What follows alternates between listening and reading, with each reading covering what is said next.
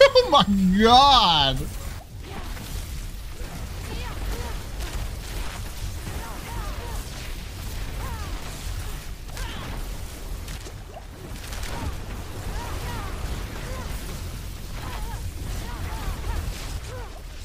Hello everyone, I'm DonTheCrown, and today I want to talk about the build that took me from being burnt out of playing Sorc at around level 70 all the way to level 100, and just because it is so much fun to play, and it is the Lightning Blender Sorc. This is a fast-paced, up in the action, lots of cooldowns, lots of mana return style build, and it is just a absolute blast to play. I'm going to try to cover everything in this video guide, but if you want a more in-depth look at the particular guide, you can check it out on the Mobalytics website. I have all of the information on there. All of the skills stuff, all of the Paragon. Some of the Paragon stuff might be a little bit different over there, but it's because I'm updating it frequently. So if there's any changes from the video, you can get the most recent information over there. So go check that out. The link is in the description down below. So starting off with the skills on our bar. For enchantments, Firebolt, obviously, because we're playing Sorc, and then we're using Chain Lightning enchantment. Every single time we spend 100 mana, this automatically casts. Since our ball lightnings cost about 33 mana for me right now, this goes off about every 4 ball lightnings, and then this will go around critically striking enemies, causing more crackling energy. That crackling energy, when we pick it up, gives us mana back, which allows us to cast more ball lightnings, which allows Chain Lightning to go some more. It's absolutely crazy. Very, very good. For the rest of the skills in the bar, we're using Flame Shield. Our Flame Shield, we're taking the mana cost reduction option as opposed to the heal for like part of your missing life option to allow us to use this as an offensive cooldown, especially with aspect of Binding Embers. We're taking Teleport, and once again we're doing something different with the third option, which is for 4 seconds after doing Teleport, crackling energy hits 2 additional enemies, which we'll talk about while I pick this in a second. We're also doing Frost Nova, like every Sorc build probably, with that vulnerable, and then we have Unstable Currents. We're doing all 3 points in it. This is going to be really awesome for us because anytime we cast a shock skill, a random core, conjuration, or mastery shock skill is also cast. So anytime we ball lightning, teleport, and anytime we use lightning spear, it'll proc off an additional spell to go along with it. And we're also using lightning spear here because it is a cooldown and a shock skill that will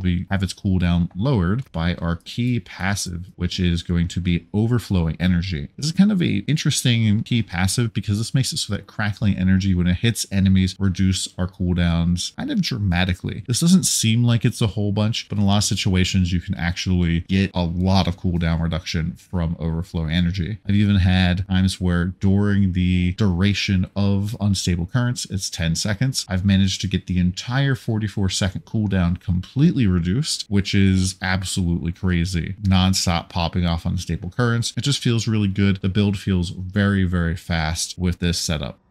Now, the build does have one major weakness, and that is walls. If your ball is shooting around you and it touches a wall, it will just disappear. So you need to be really careful when fighting in close corridors here that you don't accidentally have your ball evaporate as you're going through doors. And so as you can see here, we had like 4 balls. We walked through the door, only 1 remains. Now you can use like teleport here to move with them, but sometimes even then they get eaten. All right, so let's go through the skill tree real quick. Starting off, we're going to put our first 2 points into Firebolt because that's really the only good option here. We're going to go out with Chain Lightning to Destructive Chain Lightning. This is going to help us generate more crackling energy. We're going to also put 3 points into Devastation because this gives us more mana, which is going to allow us to stay above 100 mana for the Elementalist aspect, which allows us to get more critical strike chance. So that's pretty good. Down here in the defensive tree, we're going to take basically everything that we possibly can. You know, Flame Shield, we're going out to Mystical Flame Shield to reduce the mana cost of our ball lightnings. For teleport, we're going for Mystical Teleport so that we can activate more crackling energy hits, which is very good to get our cooldowns down. Glass Cannon helps us do more damage. However, it makes us take more damage. So having this on like Necklace is pretty scary. And then we're getting our vulnerable damage or vulnerable activated here from our Mystical Frost Nova. And Elemental Attunement here is pretty cool because this makes it so that critical strikes have a chance to reset the cooldown of one of your defensive skills. It's going to happen every 10 10 seconds, but it does happen quite a bit since we are critting all of the time. Down here, we're only going to be taking 1 point in Lightning Spear, and this is because we just want a cooldown skill that is a shock skill, so we get more mana from it, and we can reduce its cooldown thanks to our key passive. I used to go all the way down here to invoke Lightning Spear, which makes it so that when you critically strike, it stuns for 2 seconds, but I found that this was making elites go unstoppable so quickly because we're just chain stunning them and just pushing them into unstoppable, which is really bad. We're also going to go over here and get Conjuration Mastery. Conjuration Mastery is really nice because this gives us more damage when we have more lightning spears in the air, and it might not seem like a lot, but this can actually add up quite a bit once you have your ultimate going. We're also going to pick up Align the Elements, just 1 point, and then we're going to take Mana Shield, all 3 points. We're spending mana all the time. This is just free damage reduction, and we're doing a lot of cooldown usage in this build, and the barrier does help keep you healthy quite a bit. Down here in the mastery part of the tree, we're doing 1 point in Inner Flames just so we can get Devouring Blaze.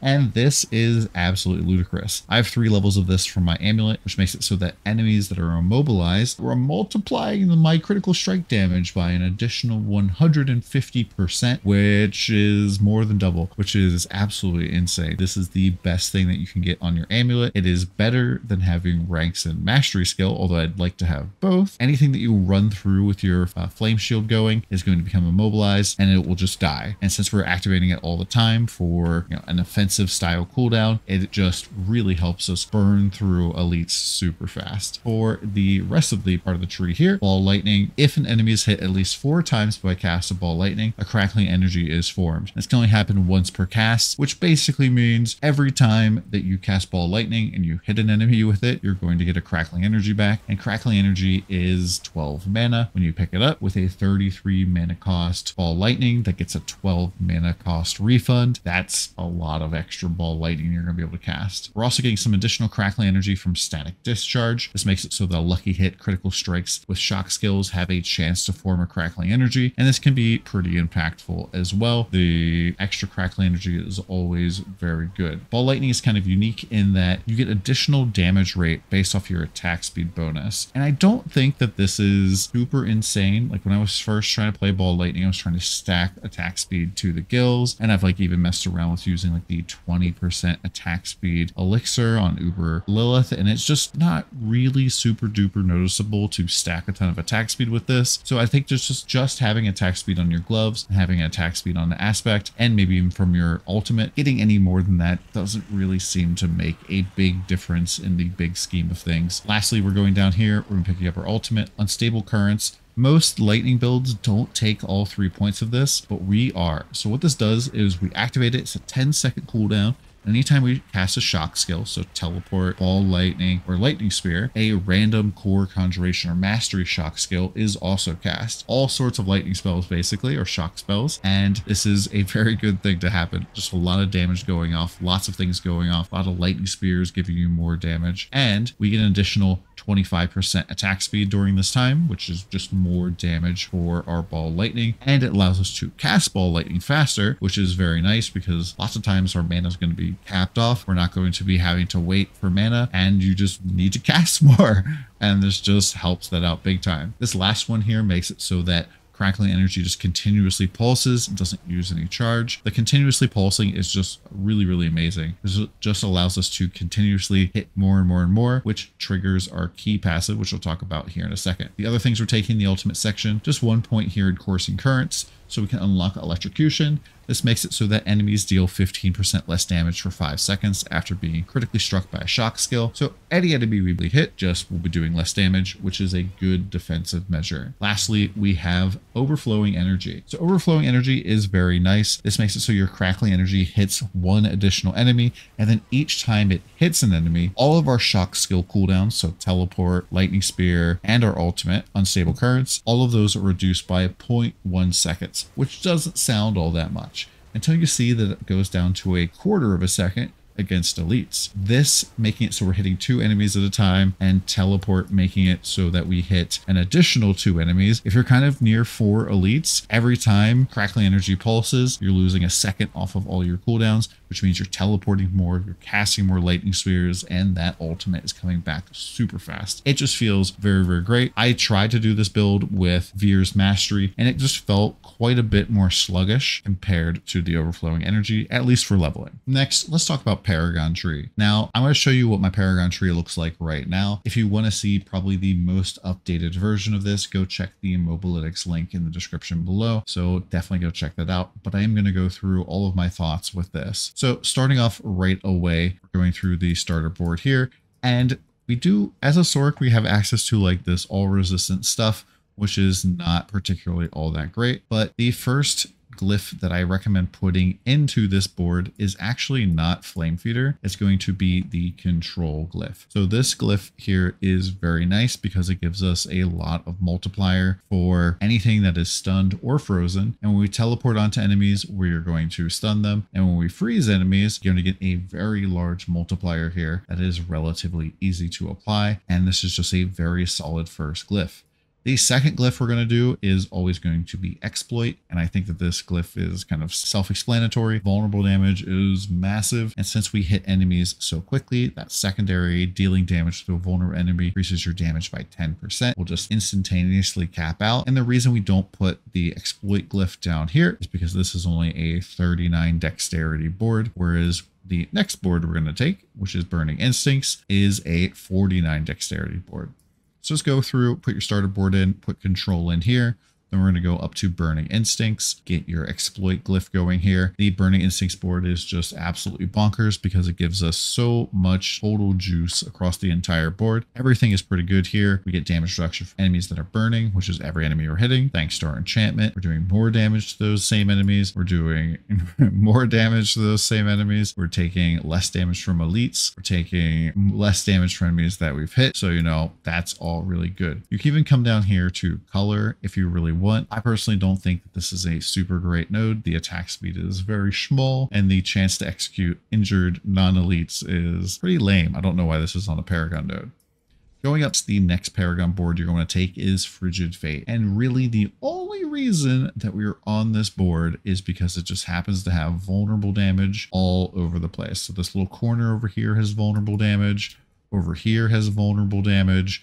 And so this is just kind of a board where we're going to hop in, get the glyph, get maybe a few extra nodes, and get out. When you first come to this board, you just want to throw an intelligence glyph in here, preferably Adept. Adept is going to make our ball lightning a little bit bigger, and it is an intelligence glyph. But once you move over to the next board, this board is going to be much better for that glyph. So I just recommend putting Charged in here.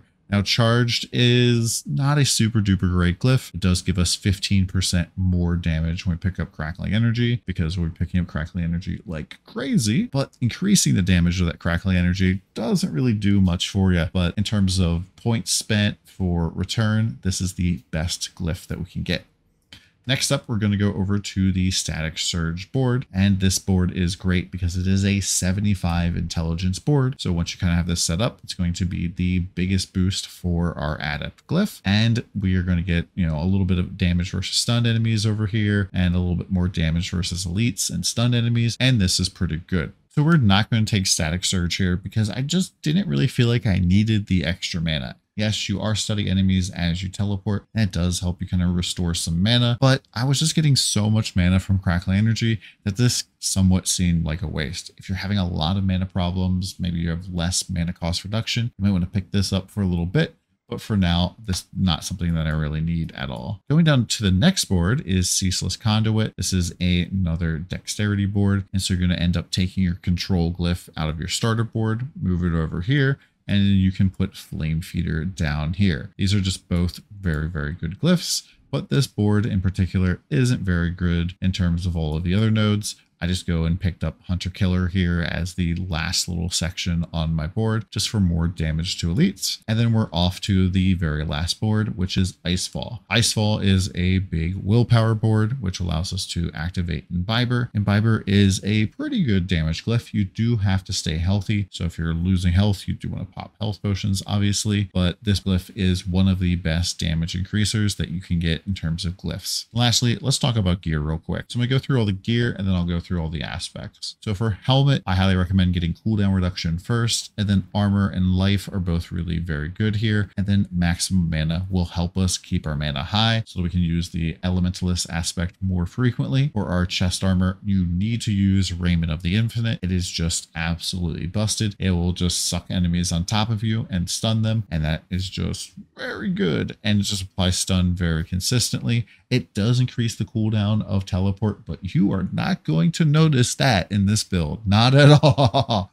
Our teleport cooldown is very short, and it's going to feel very good. I highly recommend taking the raiment that you have that has the longest stun duration, just because I think that makes it feel the best. For gloves, attack speed, critical strike chance, lightning critical strike damage, and lucky hit chance or critical strike chance against injured enemies. Although this particular setup is probably the best. Pants, a whole bunch of damage reduction, but most importantly, ranks of ball lightning does help a bunch. So things like generic damage reduction from close or distant or burning are all good options here. For boots, I highly recommend first off having the max evade charges. I think that that is a very big and important thing. Movement speed, mana cost reduction, and then any of the ranks of the defensive skills that you can find will work. This is just the best boot that I've found so far. Very sad. I've been looking for a lot of boots. For weapon, we are going to be looking for vulnerable damage, and then crit damage and more crit damage with lightning critical strike damage. And then intelligence is good, and you can do damage to close, damage to burning. Both of those are very good as well. For offhand, we are going to be using one that has mana cost reduction, cooldown reduction, and I think that like resource generation is pretty decent here. This lucky hit to give us more primary resources, okay. You could also take lucky hit. There's a whole bunch of things that you can get here. And this is the main reason why we're using a one-hander and offhand as opposed to a two-hand. It's just that the offhand is so powerful on the Sorc. Getting its own built-in cooldown reduction is really nice, but then getting more cooldown reduction on top of that and mana cost reduction just really beats out having a two-hander. For amulet, you're going to want cooldown reduction, mana cost reduction, and then some passives and stuff that give you damage. I have Ranks of Devouring Blaze, which I think is the best one of the passives. Getting Glass Cannon here is pretty scary, but it does give you more damage as well. But I highly recommend Devouring Blaze if you can get it. For rings, you're going to be looking for a ring that looks like this. So you have crit strike chance, crit strike damage, vulnerable damage, and crit strike damage. This is kind of like an ideal setup for a ring. And another thing you could do is possibly resource generation. This just happens to be the best ring I've found so far for this particular character, but you don't necessarily need that resource generation. Next, let's go through all of the aspects you're going to want for this build, starting with the most important one here, the gravitational aspect. Now, this aspect is really weird because the number here is a negative. So you want this as low as possible. So as you can tell, I've been incredibly unlucky with my character. The very strange thing about this is if you put this aspect on an amulet or on a two-hander, the number goes up opposed to going down. So if you put it on an amulet or a two-hander, you will actually do even less damage, which is a nerf. So don't put this on your amulet. Don't put this on a two-hander. You want to put it on like a one-hander or a ring or your glove. That's the important part. You want the number to be as low as possible. For my other ring, I'm using the Prodigies aspect. This makes it so when you use a cooldown, you restore mana. That makes it so that all of our buttons besides Ball Lightning are basically gain mana buttons, which is a big deal. For our amulet, we have the very important aspect of control. This makes it so that when an enemy is stunned, frozen, or immobilized, they will take 53% more damage. But wait, there's more. If they're stunned and frozen, that 53% will be multiplied by another 53%. And if they're all three, you get it 3 times. This aspect is absolutely bonkers broken. Probably needs to be balanced, but this is the main reason why almost every Sorc build should have immobilization, stun, and freeze in the build, because you are just absolutely getting too much damage from this. And we're putting in our amulet, of course. For the other offensive aspects, we are going to be using the Elementalist aspect. This makes it so that core or mastery skills like Ball Lightning cast at above 100 mana gain 34% increased critical strike chance. That goes up to 40%. So as long as we keep our mana high, this is like adding a free 40% chance to crit, which is very good. The other ones we're using here are Accelerating. This makes it so that critical strikes with core skills like our Chain Lightning that automatically casts thanks to spending mana. Whenever that crits, we get more attack speed, which allows us to cast more and also makes Ball Lightning tick faster. That's very good as well. And then on gloves, we're doing Conceited. So anytime we have a barrier active, we do more damage. And this is very noticeable because we have cooldowns all over the time. And you should be like trying to keep your barrier from cooldowns rolling. For the armor, we are going to be using Disobedience. This should be procced off all of the time because we hit so rapidly. But Disobedience is probably the most overpowered, strong defensive aspect right now in the game. And it just increases your armor, and armor is very strong. So we need that for sure. Pants, I've got the Unwavering aspect. This has a chance whenever we take direct damage to reset the cooldown of our defensive skills, which is kind of the lifeblood of our build. It allows us to just have more cooldowns, have kind of our whole damage engine and defense engine just cooking more. This is very strong. And then on boots, I have the Binding Embers aspect. This makes it so that when we are kind of near enemies or walking through enemies with Flame Shield, they are going to become immobilized, which empowers the control aspect to do even more damage. And that's it for the build. Let me know what you guys think in the comments below, and I hope you guys have fun in Sanctuary, and we'll see you in Season 1.